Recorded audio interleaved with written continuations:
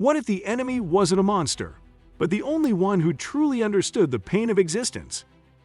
Ishamael, the betrayer of hope, is more than just a Forsaken. He's the soul who stared too long into the wheel's endless turning and decided that annihilation was the only mercy left. He's not evil in the way most villains are. He doesn't lust for power. He doesn't crave blood. What he wants, what he pleads for, is for it all to finally end. The scholar who asked the wrong questions. Before he became Ishamael, he was Elan Morin, a philosopher, a scientist, and one of the greatest minds of the Age of Legends. Elan wasn't seduced by evil. He didn't fall because of hunger for power or ambition. He fell because he asked a question no one else dared to. What's the point of it all? The wheel turns endlessly, weaving lives, stories, triumphs, and tragedies in an infinite cycle. No matter how many victories are won, the same mistakes are repeated. The same heroes rise, fall, and rise again. To Elan, this was not a beautiful design. It was a prison, a cosmic joke. And when the Dark One offered him a vision of true freedom, an end to the wheel itself, Elan didn't see destruction. He saw mercy. He saw liberation. That is what makes his turn so tragic. It was rooted not in hatred, but in hopelessness. His betrayal wasn't a leap into fire. It was a surrender to despair, the name that haunts the pattern. He was not called the betrayer of power, not the butcher of cities, not the shadow's fist. He was named the betrayer of hope. That alone speaks volumes. Elan Morin's fall struck deeper than the Forsaken who joined the Dark One out of hunger for dominion or eternal youth. His betrayal was spiritual, existential. He was humanity's brightest mind, and when even he turned to the shadow, it shattered the collective will of the world. If Elan could not bear the wheel's burdens, what hope did anyone else have? That's the tragedy baked into his very name. He didn't simply defect. He removed the foundation of belief that the light would always prevail. And in his mind, he did it not as a villain, but as a realist. He offered an end to suffering, a release from the endless grind of lives lived and lost. It's why his presence is felt like a whisper across the entire series. Ishamael is never just a threat to the body. He's a threat to the soul. He challenges your belief in meaning, in destiny, in the light's victory. Every time he speaks, he cuts deeper than any blade. And unlike the other Forsaken, Ishamael rarely lies. He doesn't need to. He knows truth is more dangerous than any deception. Madness with a method. Most of the Forsaken go mad in flamboyant, spectacular ways. They scream at ghosts, pursue twisted dreams, rule through carnage and obsession. But Ishamael? He goes mad by staying too sane. His madness is philosophical. Cold, methodical. He sees the structure of the world more clearly than anyone else and simply can't accept it. Where others serve the Dark One out of vanity or rage, Ishamael serves with purpose. He doesn't just want the world to burn, he wants it unmade. Not out of cruelty, but because he believes it is the only compassionate choice. That belief is what fuels his chilling calm, his refusal to lash out like a beast. He doesn't seek vengeance. He offers annihilation like a gift. Even his moments of apparent madness, rants, chaos, nihilistic declarations are calculated. Every word he utters is designed to undermine certainty, hope, identity. His goal isn't to destroy the body. It's to unravel meaning. That's what makes him more terrifying than Grendel's manipulations or Samuel's armies. Ishamael doesn't just strike at the world, he strikes at why it exists. The enemy who understands the hero too well. No villain is more intimately tied to the dragon reborn than Ishamael. It's not just that he's fought every incarnation of Luz Theron. It's that he knows him, understands him, and in some way, pities him. Ishamael sees Rand al'Thor not as a rival, but as a fellow prisoner, a fellow victim of the wheel. He doesn't mock Rand's pain, he names it. He puts voice to the horror of carrying the world's fate in his hands, of being born again and again to fight the same war. To Ishamael, Rand isn't the enemy. He's the tragic proof of Ishamael's worldview, that the wheel is cruel, and even its chosen champion suffers endlessly. This is why their encounters are so charged. Ishamael doesn't just try to kill Rand. He tries to convince him, to recruit him not through force, but through truth, or at least Ishamael's truth. Every battle they fight is ideological. Every word is a seduction, an invitation to lay down the burden of destiny and simply let go. It's no accident that Rand is most tempted not by greed, but by despair, because Ishamael knows that's where the real war is being fought. The loneliness of immortality. Ishamael's curse is not just his ideology, it's his existence. Unlike the other Forsaken, who were sealed away in a kind of stasis, Ishamael was partially freed again and again across the ages. While others slumbered, he witnessed. He saw the world rise, fall, and rise again.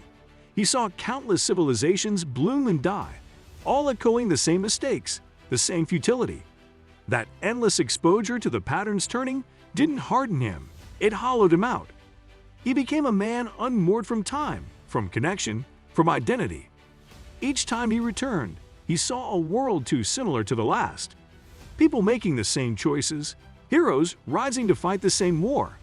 That cycle, repeated and unbroken, broke something inside him. His madness wasn't screaming chaos. It was the bone-deep stillness of someone who had seen too much for too long. And in that loneliness, Ishamael became both prophet and executioner. He saw himself not as a villain, but as a necessary correction, a bringer of the end that the wheel refused to give. He didn't crave companionship, not even among the Forsaken. He walked alone because only he understood, and that isolation, chosen and inflicted, made him the most human and most broken of all the Dark One's champions. Is Ishamael still alive? In the cyclical world of the Wheel of Time, death is rarely the end, especially not for someone like Ishamael. His fate is complicated, not just by the metaphysics of the pattern, but by the narrative layers that Robert Jordan wove around him. In the books, Ishamael meets what seems to be a final death during the Dragon Reborn, only to return later under a new name and identity, Morin. This rebirth is not mere resurrection, it is reincarnation granted by the Dark One himself, a reshaping of the soul rather than the survival of the body. It blurs the lines between death, identity, and eternal servitude. In the show, Ishamael's arc has already diverged in subtle ways, hinting at a potential reimagining of how and when he returns. His death may come on screen, but with the cosmology of the wheel, it's rarely absolute. The Dark One has shown that his most loyal servants can be given new forms, new names, and new purposes. And if there's one Forsaken the pattern cannot seem to cast off, it's Ishamael. His knowledge, his vision, his ideological weight, they are too significant to vanish entirely. Even in death, Ishamael lingers, in doubt, in despair, in every crack of the pattern. He is not just a man. He is a question that refuses to die, and that question may rise again. The Forsaken who didn't want power. Most of the Forsaken seek power, dominion, or vengeance. Lanfear wants Luz Theron. Grendel wants indulgence. Demandred wants to prove himself. But Ishamael? Ishamael wants nothingness. No throne, no conquest, no world remade in his image. Just an end to the wheel, an end to the pattern, an end to existence. That's what makes him terrifying, because you can't bargain with someone who doesn't want anything you can offer. Ishamael doesn't want to rule. He wants to make sure no one rules, ever again. His philosophy is a rejection of not just morality, but of meaning. And in that rejection lies a unique kind of danger. The other Forsaken can be bribed, outmaneuvered, distracted by pride. Ishamael stays focused, relentless, because he believes he's already lost everything that matters: hope, belief, purpose. That loss isn't just his motive, it's his weapon. It makes him unstoppable not by strength, but by emptiness. His end is not a victory. When Ishamael dies, either by Rand's hand or by the wheel's will, it's not a moment of triumph. It's a moment of profound sadness, because even in death, he isn't conquered, he's released. And that's what he wanted all along. Not glory, not revenge, just the silence, the peace of nothing. His final moments don't feel like a villain defeated. They feel like a soul finally laid to rest. There is no satisfaction in his fall, only the chilling echo of his words. still lingering in the minds of those who heard him. This is the truth. This is the trap. You will fight, and die, and only the wheel will remain. Ishamael's legacy isn't destruction, it's doubt. He is the whisper in the dragon's ear, the crack in the hero's faith, the question that never quite leaves. What if he was right? The mirror of Rand. Rand al'Thor may be the dragon reborn, but Ishamael is his philosophical shadow. Where Rand struggles with identity, duty, and the unbearable loneliness of being chosen, Ishamael has already walked that road and broken under its weight. They are not opposites. They are reflections. Both men understand the crushing responsibility of being a central figure in the pattern. Both are haunted by past lives, and both fear that no matter what they do, the wheel will simply turn again. But where Rand clings to love, to connection, to the possibility that this time might be different, Ishamael has already lost that hope. He becomes the embodiment of what Rand might become if he gives in to despair. Their relationship is not just one of hero versus villain. It's a deeply personal, emotional dance of belief and surrender. Ishamael challenges Rand not just in combat, but in conviction. And the more Rand suffers, the more persuasive Ishamael becomes. This dynamic deepens the narrative. Ishamael doesn't need to destroy the dragon. He only needs to convince him, to reach into Rand's heart and twist his doubt until he begs the wheel to stop turning. Because if Rand gives in, then Ishamael has already won. And that psychological warfare is far more dangerous than any blade. In the show, Amazon's adaptation of the Wheel of Time leans even more deeply into Ishamael's tragedy. Through subtle acting choices, quieter scenes, and carefully worded monologues, the show paints him as a weary, almost compassionate figure, someone who pities humanity more than he condemns it. He speaks gently, almost with sorrow. His fury is rarely loud. His presence isn't defined by chaos. It's marked by the heavy stillness of a man who's seen too much. This portrayal makes Ishamael even more unsettling. He's not trying to scare anyone. He's trying to help them understand. He offers the end not as a threat, but as a mercy. And in doing so, he becomes less of a monster and more of a prophet whose faith is poisoned by grief. This version of Ishamael is built on restraint, not madness. He is calm because he no longer believes in the struggle. He is gentle because he no longer fears consequences. He walks into fire with open arms because he wants it to end. That makes him compelling, yes, but it also makes him devastating. Because when your enemy isn't raging but mourning, you start to wonder if the fight is truly righteous or just another wheel turning, pointlessly, forever. What makes a villain tragic? To be a tragic villain is to be someone who might have been a hero, if things had turned slightly differently.